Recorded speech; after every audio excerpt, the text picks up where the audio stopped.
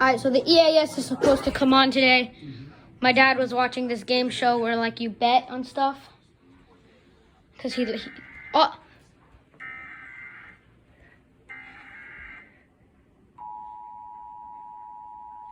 No screen, though. Oh, there! There's the screen. This is a test of a national emergency alert system. Of course it's a freaking test. It's not like there's zombies eating people. At least the voice doesn't sound creepy unlike most EASs. If this had been an actual, why does he look like that? Heard at the start of this message. A similar wireless emergency alert message has been sent out to all cell phones in the nation.